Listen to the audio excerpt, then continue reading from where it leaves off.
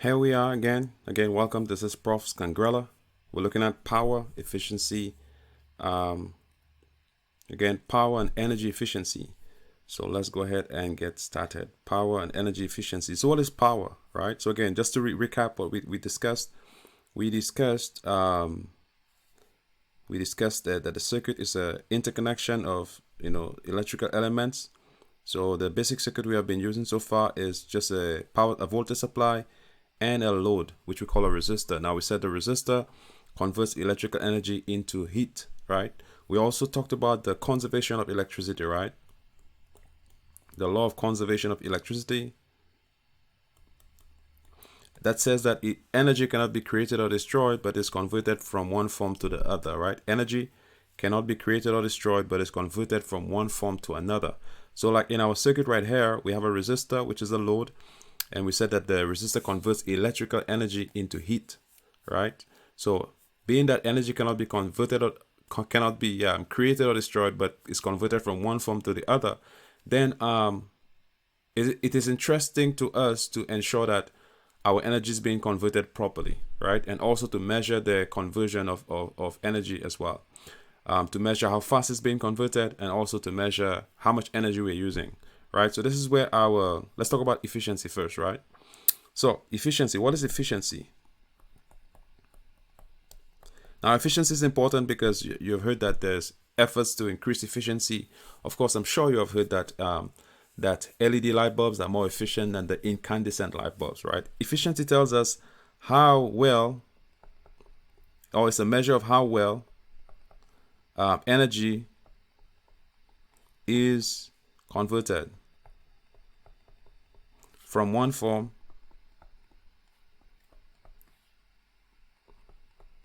to a desired form.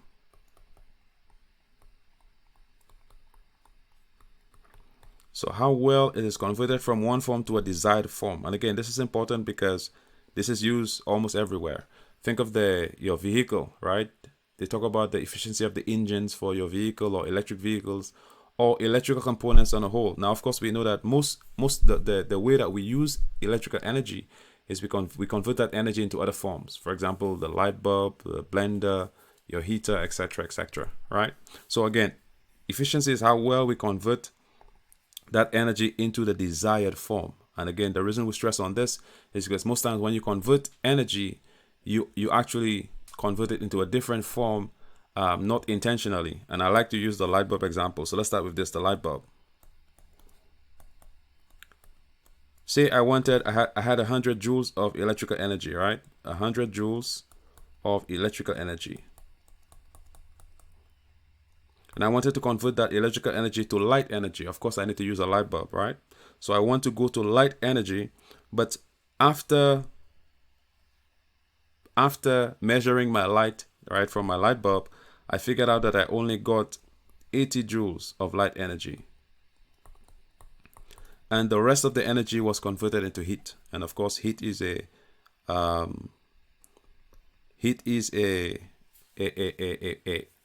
converting energy being converted to heat is a problem in a lot of devices. That's where a lot of the energy is converted, where it's not going to the desired form, right? So 80 joules was converted to light, and 80 was converted to light, and the rest was heat, right? So then I can now calculate the efficiency of this light bulb. The efficiency would be the energy in, the energy out, which is the desired energy, over the energy in. Now, of course, the desired energy is light. So again, we have 80 joules over 100 joules of electrical energy going in. And that makes my light bulb 0.8, or we call that 80% efficient, right? So again, this is how well, efficiency tells you how well your energy is converted into your desired form. And of course, you want your efficiency to be as high as possible, because if it's not, then of course, you mean your energy is now going to waste. For example, this 20 joules of energy went to waste. We were not able to use that heat energy appropriately, right? So this is efficiency, how well energy is converted from one form to the next, right? So this is one thing that we are interested in, all right? The more efficient your appliances, the less energy you will use as a whole. The second thing we want to talk about is power, right? What is power? Electrical power. We have power a lot, right? You have power in terms of your appliances, watts, kilowatts. You have power in terms of the vehicles, right? Horsepower and so forth. Power is actually the rate at which we convert energy, right? So since we don't use the energy, we convert it from one form to the next. The rate at which energy is converted.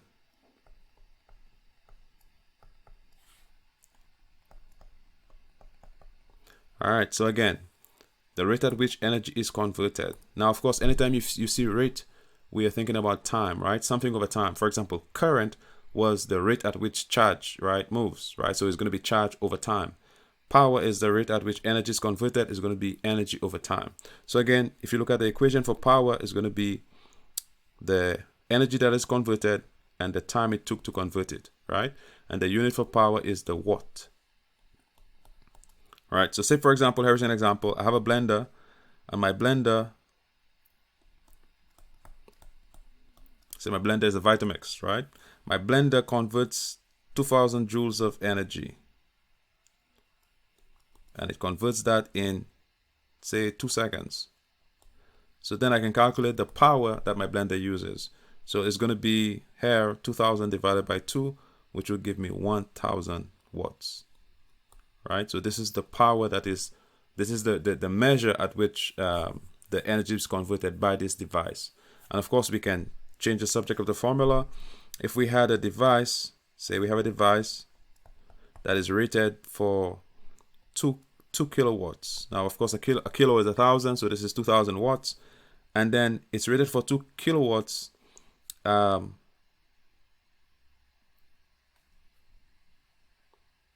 And it uses that energy.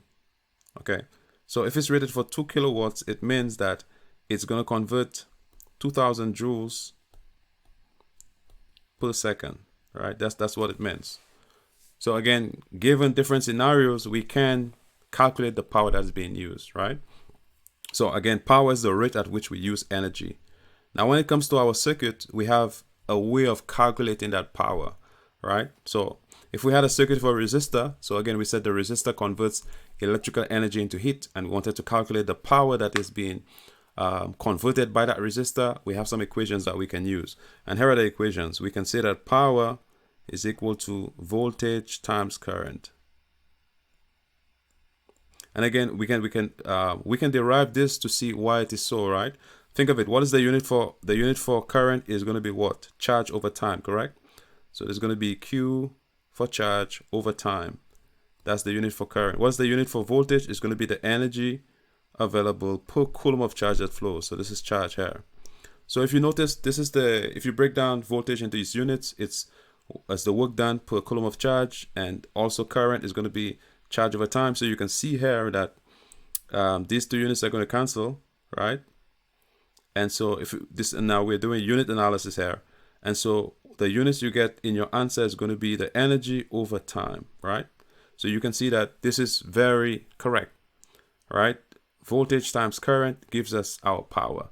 Now, if we substitute Ohm's law for either current or voltage, and again, keep in mind that Ohm's law says that V is equal to IR, I is equal to V over R, and also that R is equal to V over I.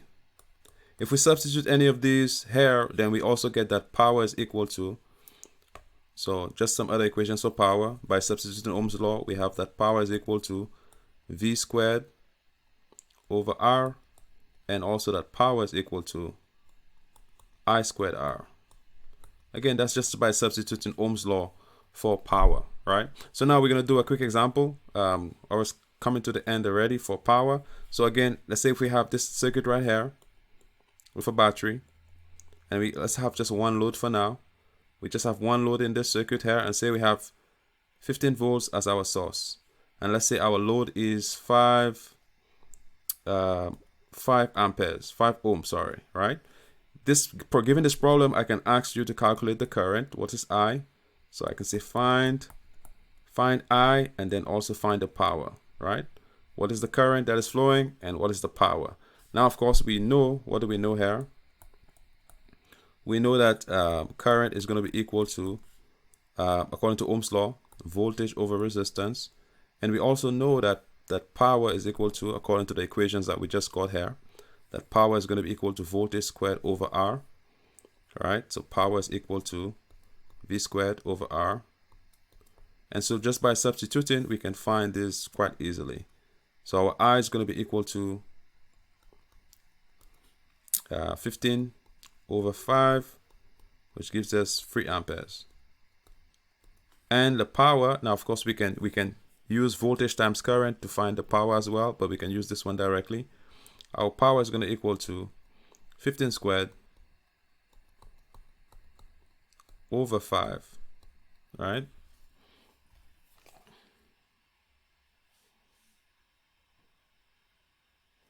Which is the same as 15 times 3. And that gives us 45 watts. Right, so again, the problem can come in many different ways. You can be given the current and asked to find the resistance and find the power, or you can be given the current and the resistance and then told find the voltage and then find the power. But this can be easily achieved using Ohm's law and then using one of the equations for power. Again, what is power? Power is how fast, the rate at which we convert energy, right? What is efficiency? Efficiency tells us how well the energy is converted. Now let's talk about energy for a second before we end, right? When when the company sells your power to you, right? So we have been using the unit, we have been using the joule for our energy. But if you're gonna buy energy from the power company, a different unit for energy is used, not the joule, but actually the watt hour, right? And so we're just going to break down the watt hour to see how it is a unit of energy, right? What is it? So of course, if we look at, so again, we're saying that the electric company sells the power in watt hours. So just put the watt H, or this is the unit they normally use, kilowatt hour. Right? And so if you wanted to find out how much energy that you are producing, you can simply take your item. Let's take your item here, and we will find the power that it uses, and then we find how long this item is being used, so that the duration, and then we can calculate the energy that's used as well. We'll just put E for energy. So if we have a blender that uses 1 kilowatts of power, and maybe we use the blender for 1 hour, then the amount of energy that's used now is going to be, again, this is an hour, it's going to be 1 kilowatt hour, right? What if you have a television and the television uses maybe 45 watts, right? And you use the television for 5 hours a day, right? Now, of course, we cannot just multiply to get this, because we need to put the kilowatt hour into, we need to put the watts into kilowatts. Now 45 watts is going to be the same thing as what? As 0.045 kilowatts, right? If we divide this by 1000, we get 0.045. So 0.045 times 5 gives us, it gives us 0.225 kilowatt hours. All right, so let's go to the next item. Let's go to our AC, and let's say the AC uses, maybe it uses 3, or let's say it uses 2 kilowatt hours, right? So not kilowatt hours, but 2 kilowatts, right? 2000 watts. And let's say we run out AC for 12 hours a day, right? We can see here that this is 24 kilowatt hours of energy that we'll be buying from the company. Now, of course, if this is the amount that we get for the day, let's total this here. This is going to be 24, 25, so 25.225 kilowatt hours. So to find the amount of energy for the month is going to be 30 times 25.225. So we get the amount of energy that we use for the month. And of course, the electric company sells this energy at a particular rate. And so we multiply this rate. And so if the rate is, say, 25 cents, 0.25 times our energy, right? And this is how we get our bill. Now, of course, there are other charges on the bill as well, as fuel surcharge and whatnot. But this is just to give us an idea of how we can calculate the energy that we use And again, we are using the kilowatt hour. All right. So if we have watts, we need to divide by 1,000 to get kilowatts. And then, of course, we multiply it by the duration of time as used. And of course, that's normally in hours. So again, we looked at energy, we looked at power, and also we looked at efficiency. Again, this is Professor Scangrella. On our next video, we're going to look at here simulation. How do we use a simulation tool to do our calculations and to do analysis? Because part of, as we explore this topic, we don't only want to do analysis, which is doing the equations on paper, but we want to use simulation tools. And of course, if you have the hardware, we want to also build the circuits and do some measurements as well, so we can be familiar with how to measure voltage, current, resistance, and so forth. Okay, see you in the next one.